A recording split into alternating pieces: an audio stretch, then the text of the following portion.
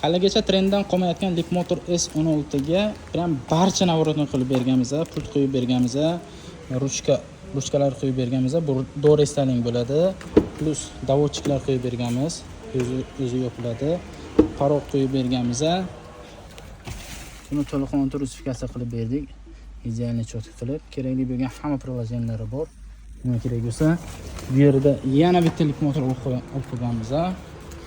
Inshaalloh bunga polni shunaqa hamma navorati bo'ladi, ruchka, paroglari, plus rusifikatsiya programmalari hammasi tayyor bo'ldi o'zi, hammasi rus tilida. Barcha prilojenlar hammasi bor.